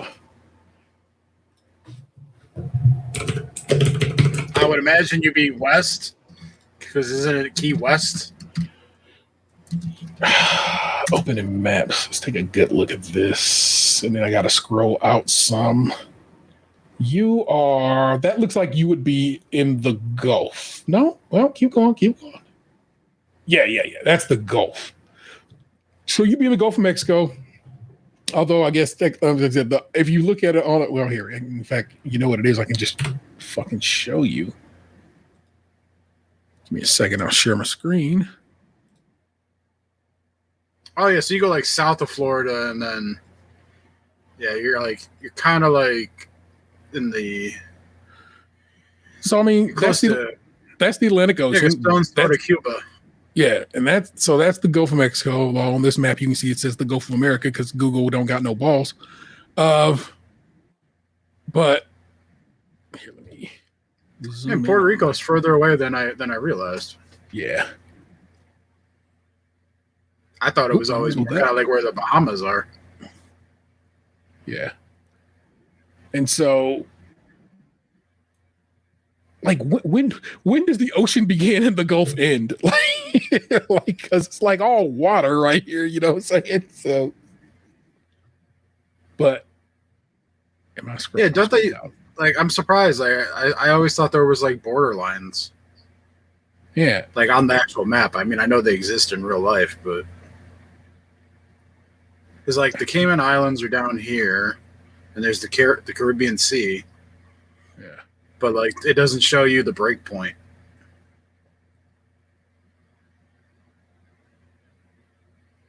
Dry Tortugas National Park. Yeah. But yeah, man, I kind of think that maybe something I'm doing. Look at this as it keeps going. You're saying like you can go further out, but oh yeah, don't they have like that bridge that like goes from like the mainland all the way there? oh yeah. See, and that's a isn't that what this interstate here is? yeah. See that? As I scroll through it, I have it on my screen too. Yeah, I would of course never. Which is why I said fly directly into that motherfucker. That's why that was the goal, so I would not have to do any of that driving across anything over here. There's a DoubleTree down there. I didn't know that. See, I was over here looking at I wasn't looking at the courtyard. I was looking at another hotel. I was looking at it's a Hilton somewhere. Sonic. a terrible choice for a restaurant. But I fuck with DoubleTree because, of course, DoubleTree gives you cookies. If you didn't know that, you should. So, and also that's relatively close to the airport. So, but yeah, there's a whole airport that's taking up a good chunk of that island, and so you can fly directly into that. And I was like, yeah, that's pretty dope. And the flights are very, very reasonable. The hotels are, of course, what hotels cost. I'm not like I'm not taking it back or anything like that there. Also, there's Airbnbs I could look into, I guess, but I mean, we've been trying to be better about just saying no. Let's just get a hotel for some situations like this. So, not a guarantee, nothing like that is signed up, but it's a big old maybe right now, and I'm kind of excited about the idea of it. And we'll see how. Yeah, I'll know more about my plans come May 14th because that's when the NFL schedule drops. Yeah. The one dude offered to. So, like, they have, I think I told you, they have these magic conventions, like, quarterly throughout and like different locations. Yeah. And they're doing one on my birthday in Atlanta. And the one guy offered to pay for my hotel and my ticket if I wanted to go for my birthday. Like, obviously, he'd be coming too. For sure. But yeah, so, like, I have that offer on the table right now. And then I talked about wanting to go to, like, Chicago with people. So, like, the Browns are playing the Bears in Chicago this year, so I'll find out in 2 weeks when that game is. So if it's around my birthday, I may be able to swing that. Bears still play at Soldier Field, or they got a new stadium? They're still at Soldier Field. They're trying to work out getting a new stadium, but like they're still at Soldier Field. Soldier Field seems like a cool place to get to go to at least once in one's life. That seems like a cool stadium because it's old, you know. So respect it. So yeah, man. There you go. Now you're fully up to date, caught up in the situations. We'll talk about those records that are behind me in a little bit. But right now, I'm gonna slide over to Reddit, where I pulled a few amateur assholes that I think Box will enjoy. And well, we'll see.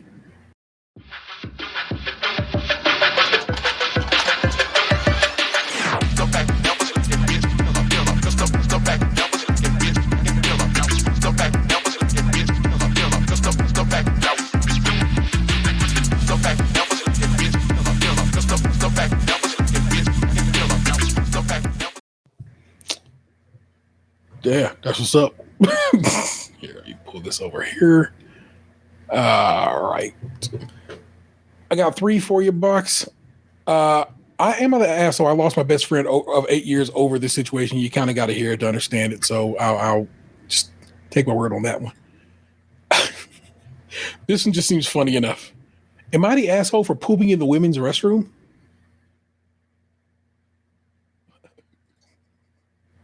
And then I get you there. You'll be like, huh. And the last one is, am I the asshole if my boyfriend made a meal and asked me how it was and I said, fine? I'm going to start you on this 8-year friendship situation. Weird.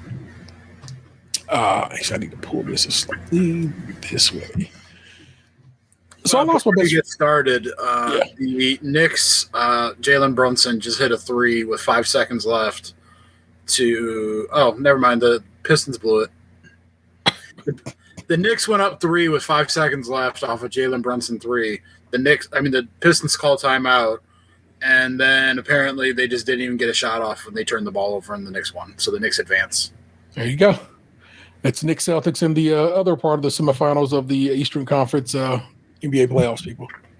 That'll be that's always a fun little series because them cities don't fuck with each other. And the asshole, I lost my best friend of 8 years over this situation. So I lost my best friend of 8 years over this, and I'm still trying to wrap my brain over it. This is what happens. This is what happened. I, 23 female, and my former best friend, 23 female, went out to some bars with her boyfriend, her friend, and a few of her friends. This was a few months back on New Year's. We went to some bars and celebrated. I took a few shots with her friend's friend, who is a guy that I had just met that night. Once the night was over, we went back to her friend's apartment to chill. Eventually, my best friend and her boyfriend had left. It was just me, her friend's friend, and her friend who had brought home a guy she met from the bar.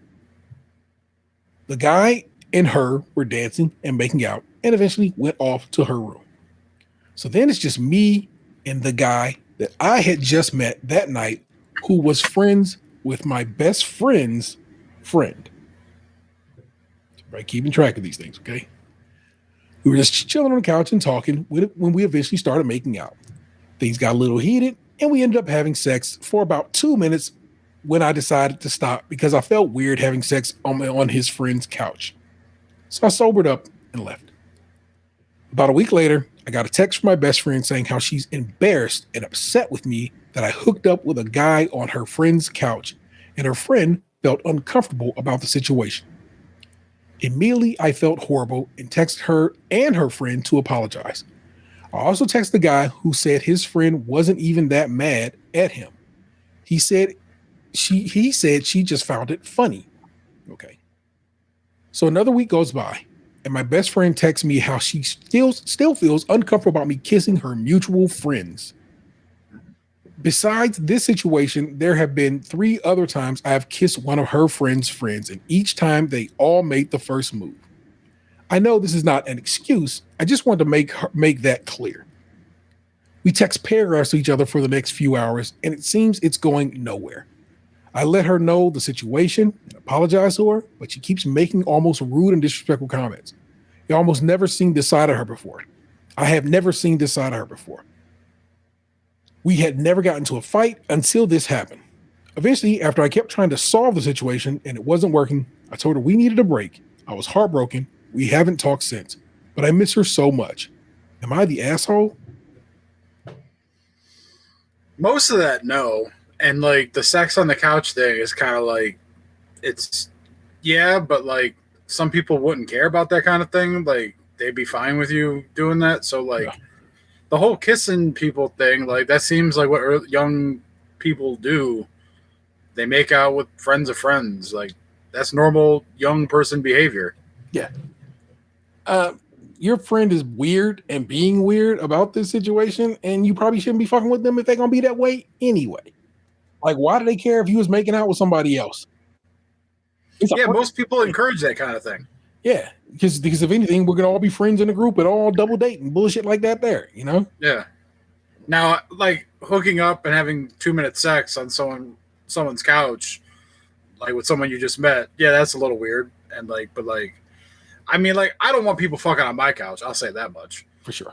So, like, I could understand how someone would be kind of like, hey, man, that's not cool. But like, but the rest of that, all the rest of that shit, like, no. But that's the thing. They checked in with the person whose couch it was, and they was like, I don't care. Well, but that's why I said that, like, some people don't. And like, I get it. Like, and I'm not saying that they should think it's wrong. I just feel weird about it if it were my couch. Yeah. So like, I wouldn't appreciate it, but like, I wouldn't kill somebody over it. You know, which like, couch? Any of them, like. Wherever my butt cheeks go, no sex is to be had that ain't mine. Well, they just leaning over the couch. I'm not really on the couch. That I could be okay with. Thank you. Good to know where the line is drawn if this situation ever arrives. There could be workarounds. Workarounds for reach arounds. Not the asshole. Leaving the two of you alone with the best friend's friend went off to have sex was not being a good host. True. If they didn't want people having sex, they should have they should have had you leave. Possible. Been like, all right, y'all got to get out of here. I'm about to go fuck, which is just something you could say. Leave two drunk people on New Year's Eve while everyone else is hooking up is practically an invitation to snuggle on the couch. Right. Maybe your former best friend is feeling some jealousy because she has a thing for the guy, which is what I actually think is going on. And you connected with. Otherwise, I don't know what's motivating her prudish peevishness. Wow, nice double P there. The part is the host never responded to my. The weird part is the host never responded to my apology. I sent an apology text and still haven't gotten a response. So. There's people who are talking to each other, but then people are not fully discussing each other. That was the OP saying. And like the only way they would have known was if the dude told them what they did, because unless they had like a living room camera, that means that these people are gossiping about their actions amongst each other. Yeah. So there's some cattery going on. Yeah. Not the asshole. You're both full-grown adults and get to make your own choices in life, including who you decide to hook up with. There's nothing inherently wrong with you kissing mutual friends or sleeping with them. I don't see why it's any of her business of hers. And then the OP responded, that's what everyone keeps telling me. I feel shitty about it, though. And then somebody responded, why? Because then basically you shouldn't. So I'm glad the OP's in here mixing it up with the folk trying to, make the point. Yeah, lady, you good. You got a little action, and then you thought better of it. Was like, you know what? Probably shouldn't be boning on somebody's couch. Let's stop this right now, and maybe maybe who knows? We'll see what the future holds. Maybe it's a link up to be had, and that's what's up. You know what I'm saying? So, not the asshole.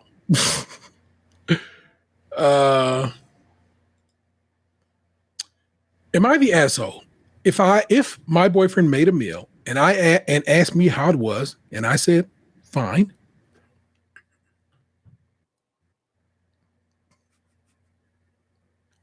No. So my boyfriend made chicken breasts and some white rice, a salad with garlic. We had some pickles and beetroot on the side from jars. And we sit down, and he says, how is it? And I said, fine. There's nothing special. Everything tastes as it should. And he got upset and said he added extra garlic in the lettuce and soy sauce on the breast. We both said we couldn't taste that. And I said, I am not used to making comments about food like he is in his family. When we eat with his mother, everyone has to say something along the lines of how delicious. This is so tasty. Yum at every meal. And in my family, we probably find that behavior a bit fake. We just sit down and talk about other things. And if there was something new in the food, then that would be a normal question to ask how it was. So he got really upset because I should have just said it was great or it's good instead of a normal and not very enthusiastic. It's fine. Everything tastes as it should. And he proceeds to pick up his plate and left to eat in the office.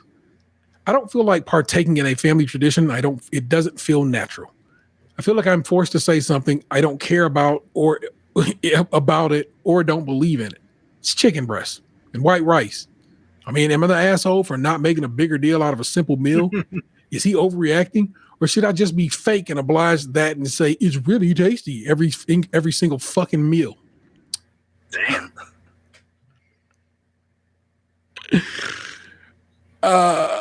Yeah, this is inherently asshole behavior.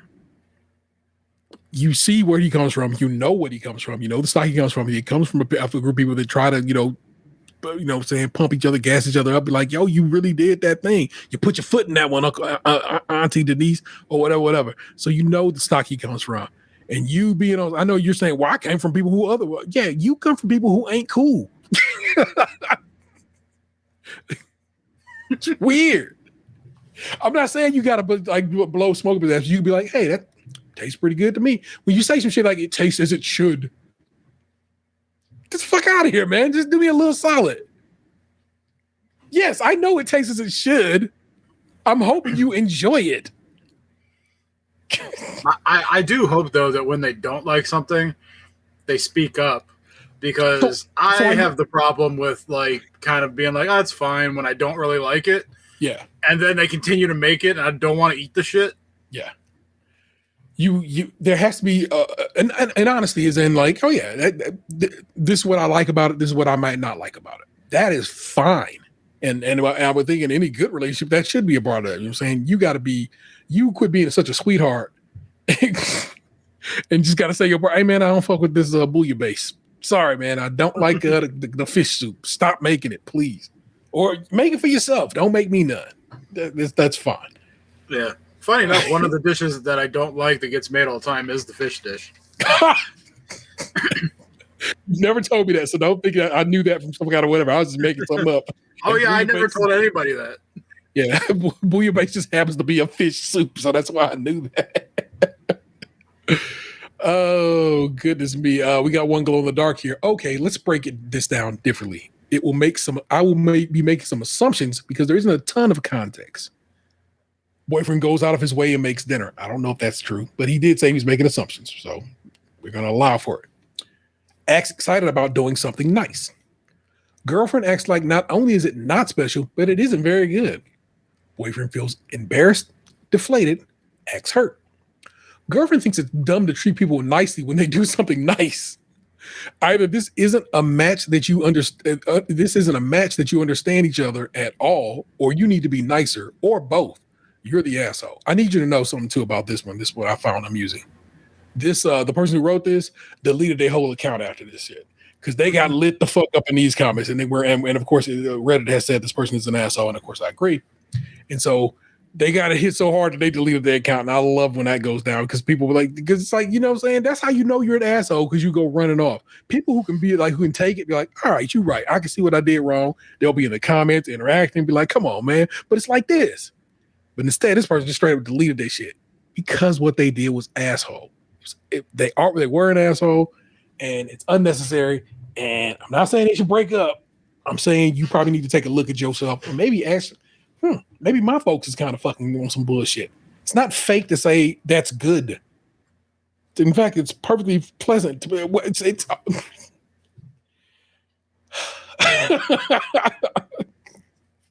dude, if I cook something up and somebody hit me with that, I did. Well, I made some turkey meatballs last night, and Lee was eating on the day, and he goes, "Yo, those meatballs are real good." I go, "Yeah, they are good." Mind you, I did nothing to meatballs. Them packaged meatballs, I hit them shits in the air fryer. That's what I did. That's the extent to what I did. But he enjoyed the meatballs. I'm like, "You want to make your sandwich?" He goes, "Nah, because I don't want a meatball sub. I just want to eat on some of these meatballs." And I'm like, "But that's what's up." And so, cool. I cooked some. They liked it, kept it moving. That's it. You see, the OP seems to think this person needs, straight up, smoke blown up this person has. Nah, just a simple, it's pretty good. Not bad. A not bad goes so far. You know what I'm saying? Because then it becomes a conversation. Hey, what would you have done different? What could I do different? Oh, I would have probably hit it with some whatever. You know what I'm saying? Hit it with the Spice Weasel Elzar. If you get that joke, holler at your boy. And so thank you. So that's why that's why that matters, and that's why this person in this case is the asshole. It's fucking Jesus Christ. Be better to your people, not just your boyfriends and girlfriends, just your people. Tell your mama she made some good food every now and again. Your daddy too if he cooking. Come on, y'all. Be better. And if it's whack, tell them why it's whack, but in the best way possible. I would have done this. I don't really go for that particular seasoning. That spice ain't really for your boy. But I understand I can see what you was going for there. You can do that. You can be critical, but not, you can critique things without being mean, is my point. You gotta tell them, otherwise they're gonna be losing all our good recipes. Yeah, for sure. And then you're gonna be getting fish served up to you that you don't fuck with. Like, please stop making this salmon. I don't like it. Stop it. I don't like lox. I'm not too big on the bagels. I went to Cleveland Bagel. Everybody and their mama been talking about Cleveland Bagel for years around these parts. How good they fucking bagels is. Bullshit. Is this the place in Tremont? Yeah, but they got one over on the west side here now. And so I went and hit that one up. and the bagel was whack. They ain't putting no seasoning on their eggs. I get an egg and cheese bagel, you know what I'm saying? It's like just fucking salt and pepper on that. Salt and pepper. That's it. That's all I'm asking for. Not even like, you ain't got to put, I'm not saying go get me some Lowry's. I'm not saying to hit there with some hot sauce, salt and pepper. That's all I'm asking you to do. And they don't even do that. Just terrible, terrible, terrible, terrible. I would never go back there. And I'll tell you right now, don't do it yourself. Now, Vanessa had sent me a TikTok of a spot out in, bruh, where was that at? Whew. Basically, you was on Psalm Center for a very long time. So, you know, we'll say out in Mayfield, but I don't know if that actually was Mayfield at that point in time. And and they had these beautiful like cinnamon rolls, and it's like a Mediterranean egg cup situation. So it's bread, but the egg is cooked into it with some peppers and stuff like that there. And I ended up going that's driving out there like the next day after I got that, after she gave me that TikTok, I was like, fuck it, I'm gonna go out there and go get this. So I went out, drove out there and got some of the cinnamon rolls, and I got a couple of the egg cups and a couple of their bagels, and brought back bagels for the family. And everybody, because Leah went with me to get the bagel from the Cleveland Bagel, and it was like, oh my God, that bagel was so good. And Xander had a bagel, and Xander don't even be here like that. He just happened to come through, and he's like, yo, is that Asiago bagel? I go, yeah, you want it? He goes, yeah. And I'm like, all right, eat the bagel. And like, Vanessa was like, oh yeah, that bagel was way better than the one from Cleveland Bagel. I know. I'm like, damn shame it's like 43 minutes away, because I ain't driving back out down on a regular bagel run. But then at the same time, it was really good, man. So if I get the name of it, I'll try to put it in the, I think it was called like Victoria Bakery. Let me type that into the computer right now. I used to eat bagels all the time when I was a kid. I get like the cinnamon raisin bagels, like the 6-pack. But sometimes I'd eat with peanut butter, sometimes with cream cheese. Victoria Bakery. I'm just gonna put Ohio. It's no wonder I grew up to be so fat. Like I get like the 6-pack. Like me and my grandma go to the grocery store on the weekends. It'd be like a Saturday night. We get the 6-pack of bagels, come home, eat 3 of them. Looking back on it, man, it's like, yeah, that'll do it. Yeah, you're right. I was right off of that. I need you to know that I feel good about that. It is Victoria's Baker in Chesterland, Ohio. And it was well worth the drive. I'm going to be real with you. They were super, super nice staff. Everything in that case looked delectable, and I would have easily probably bought more. They had these gorgeous croissants box, man, of different types. They had these s'mores. Like you need to do a live recording of Creme Patissier, little video thing. They had challenge Stefan Johnson for Cleveland Food Critic Supreme. Well, they had these s'more stuffed croissants. I didn't buy them, but they look gorgeous. So. And then like, so the facility, like one is like I said, I'm not joking when I tell you that shit was definitely, that was some Trump country, but in there, everything about it felt comfortable and safe. It was a good looking bakery, like a full bakery in the back, like something with staff back there whipping. And I was like, that's crazy. So highly recommend Victoria's Bakery, Chesterland, Ohio, 12725 Woodside Road, Chesterland, Ohio, 44026. They're open Wednesday through Saturday, 7 a.m. to 12 p.m. Oh, wow. So I'm glad I went early because I didn't know they closed that early.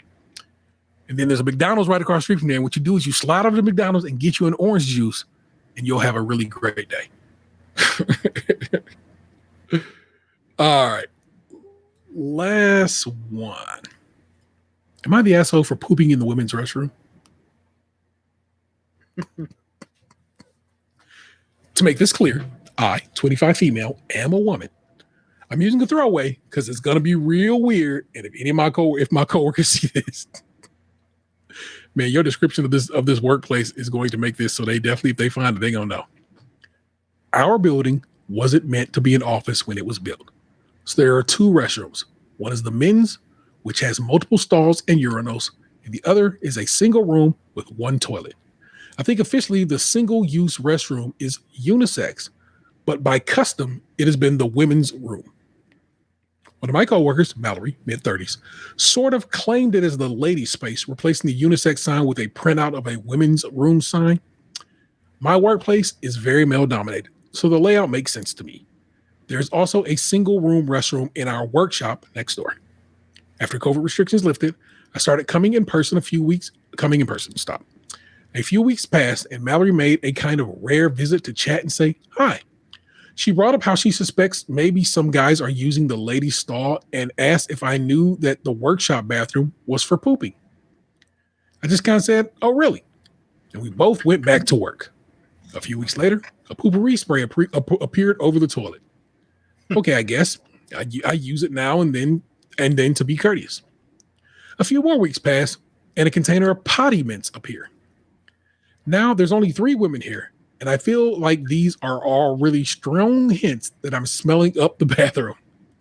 It doesn't seem like it to me. I eat a normal diet, and yes, sometimes after a poop, it smells a little like poop. But it's a bathroom. That's normal, right? And I never use the workshop, so I'm not sure what to say if people ask what I'm doing around here. I'm just here to take a fat shit. Seems like the weird thing to say, but I'm inherently anxious.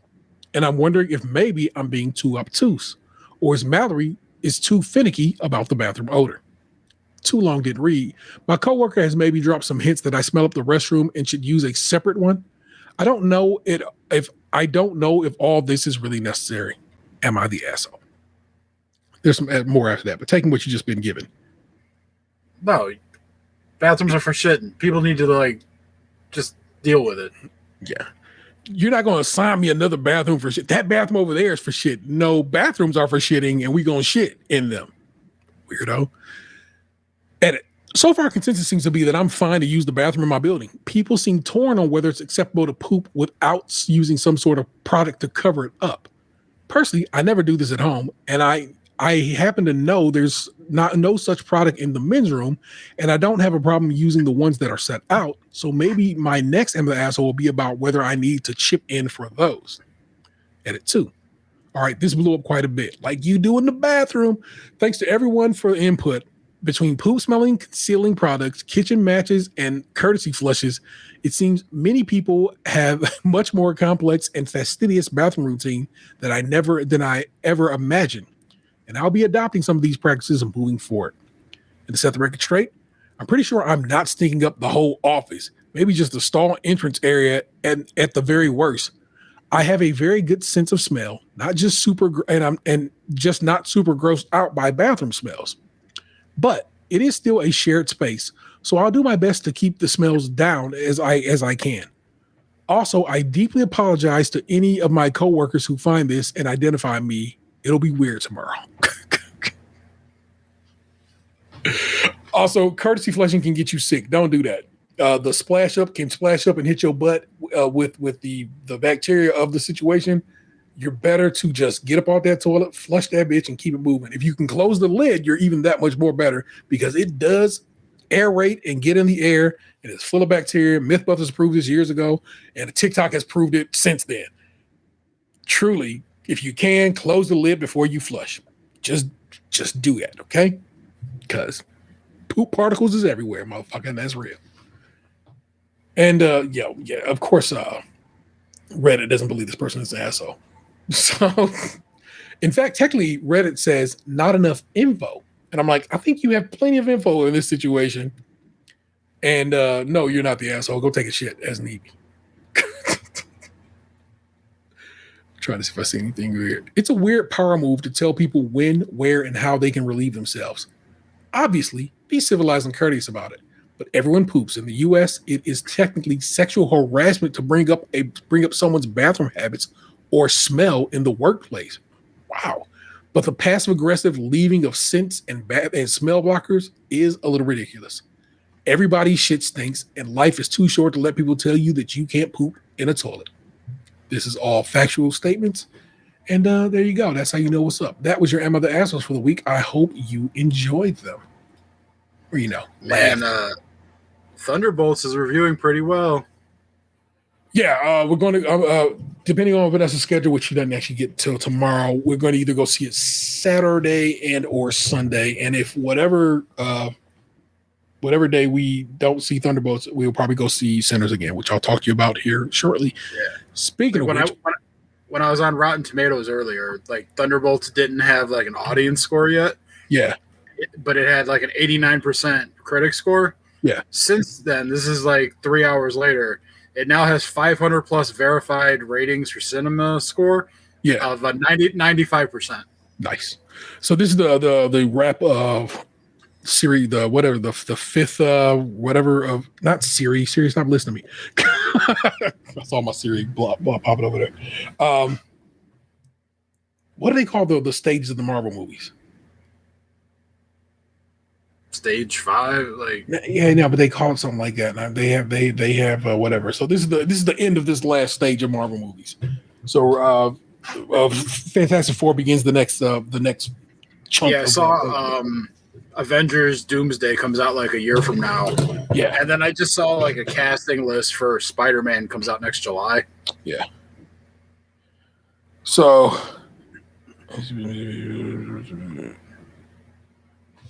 yeah, this will be the first Marvel movie that I'll go see. Like, 'cause I want to go see Thunderbolts. Yeah. It'll be the first Marvel movie that I've gone to the theaters to see in quite some time. Oh yeah. No, I saw Captain America and Brave New World, and I enjoyed it. So I'm on that. And yeah, I haven't seen that yet. Yeah, I think it's Disney Plus soon-ish. So you should be okay for that to come to watch. Yeah, that that's what I'm waiting on. Yeah. Like it just went to renting recently. Yeah, so you'll have that to be able to get you down with to get down with. What you been watching, reading, getting down with? You know how we do entertainment.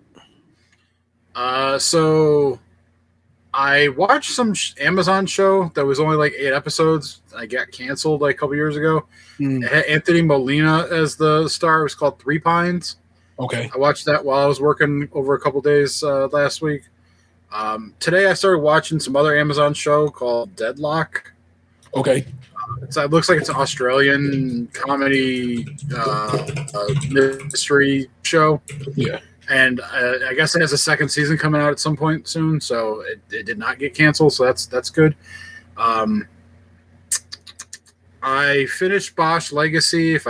We haven't talked in a couple weeks, so like I don't remember if I talked about that or not. But I definitely finished Bosch Legacy.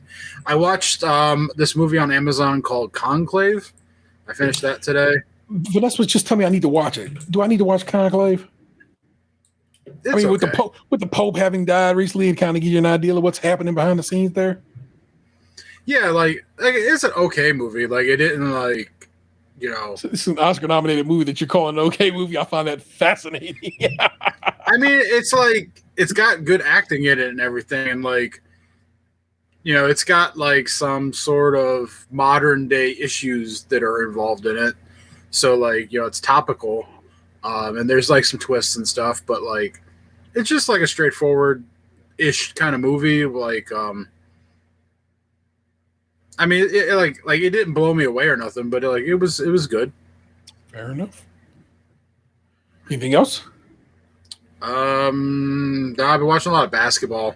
Yeah, it's both like I think what I've named is to the extent of what I've watched.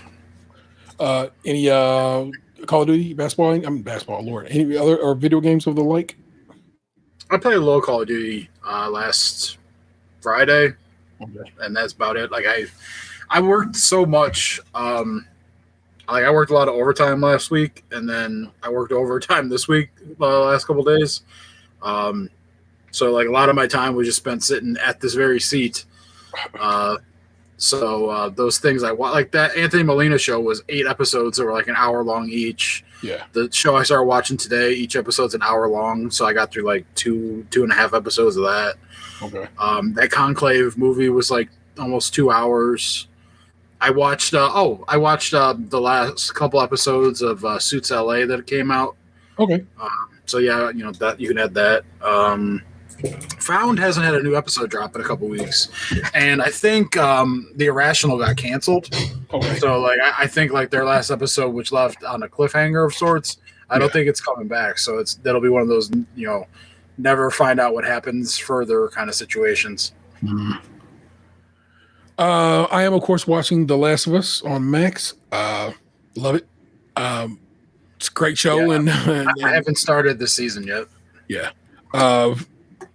I'm not going to spoil anything for you. It's just a great show, and The internet already spoiled the big thing in episode 2. So well, I mean, It's still worth a watch. And I promise you, me and Anthony actually have been discussing it because he's just not a fan of the show. But he's not a fan of the show because he so loves the games. And like I was talking about, I'm like, we're like the guys who read Game of Thrones before the show came on. You know what I'm saying? We're going to be a bit snooty about it, a bit snobbish about it, and probably in some situations are not going to give it as much grace as it probably deserves. It's how I had to approach the Venom movies. Yeah. They're not like my Venom. They're Venom adjacent, and I just have to accept it. Where what's funny about the last of the show is oftentimes bar for bar, beat for beat, word for word with the game, but then they'll tweak something just so. In the game, it's Joel and his brother. In the show, it's Joel and Dina. Just a tweak, just a little bit of a tweak, but it's just enough of a tweak to be like, I don't know if I like this, and so there's enough. Anthony has felt that Ellie is such a badass in the game, and they take a bit of that from her in the show, in his opinion. I don't agree with him on it. Never have. But that's just where he's at with it in his mind. So, but like I said, I very much enjoy that show. Well worth the watch. You should be checking it out. Andor is back. Andor is a great show. Full stop. It's weird this season how they're going to do it. So basically, Andor's going to come out every week for 4 weeks. Every week, 3 episodes. Every week is 1 year in time. So those 3 episodes take 1 year. So the next set of Andor came out last night. That's another year. It's a year after what just happened, what we just watched this last week. And when it gets to the end of Andor, at the end of Andor, the show is going to should be leading you directly into Rogue One, a Star Wars story, which then of course leads you right into Star Wars: A New Hope, episode 4 of Star Wars. So that's how that is going to play out. So the next 3 episodes of Andor are out. The guy who wrote those great last 3 episodes of the first season of Andor is who's on these 3 episodes. I'm very excited to watch them and get down on those. Andor is an amazing show if you like Star Wars or not. So just telling you that right now. You should probably be getting down with that. Vanessa and I went to go see Sinners. Sinners was getting so much burn in these internet streets. I was like, we got to go see this movie. And she was like, I'm down. I'm like, fuck yeah. It is rare that the internet is not rare. In fact, it probably happens more often than not, but it's rare that I come across a movie that is so the internet right. They are 100% right. This movie is amazing. The critics is right. The audience is right. And everybody who goes into this movie it was a packed house. I've not been to the Phoenix Theater. I go to Phoenix Theater of North Olmsted because they have such good prices and it's a good theater experience. Heated seats, Dolby Atmos, the good theater to go see things at. But also, they have the cheapest tickets in the game. I was considering going to pay for it to watch it in the fake IMAX over at Crocker Park, and that was $21 per person. Whereas I just went to go see it on the big screen at the Phoenix Theater at Great Northern, and it was $16 for both of us total.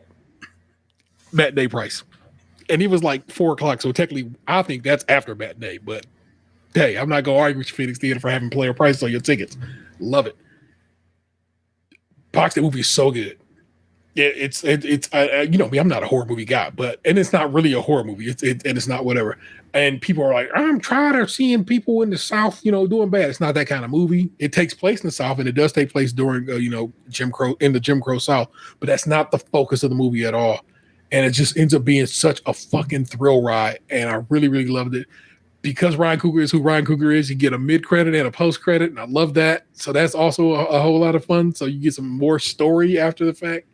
And it's so well directed. It's so well shot. It's gorgeous. Like, the way he shot that movie is insane. He has a hell of a director of photography that does his movies with him. Same director of photography on all his projects. So he's been that gal, actually, I think about it, this entire time. And so she just has an eye. He also has Ludwig Göransson, who does music with Childish Gambino, as the guy who does the music in all his movies.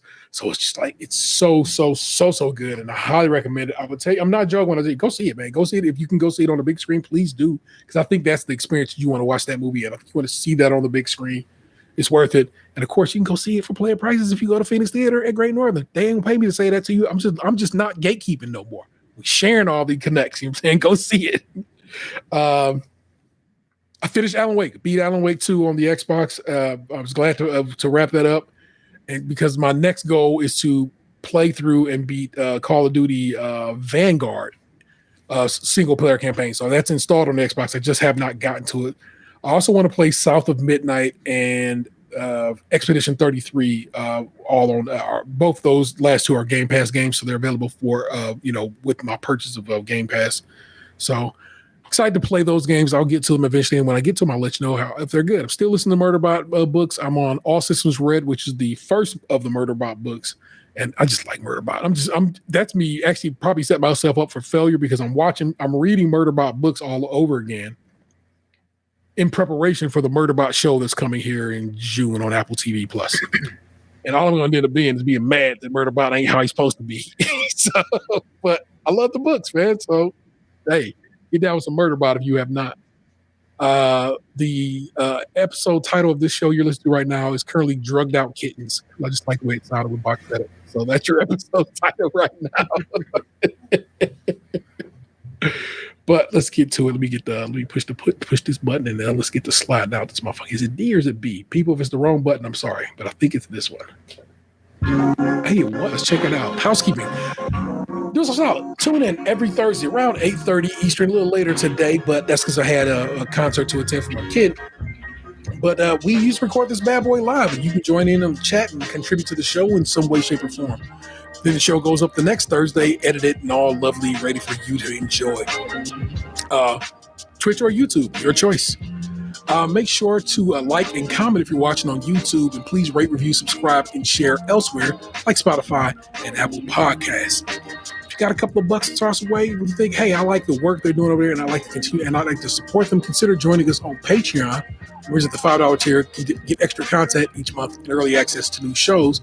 And also, another way to help is just go buy a shirt or whatever you want to buy that, merch style from tpublic.com/user stays crunchy and milk, all one word. Crunchy, of course, being spelled with a K. And feel free to give us a call.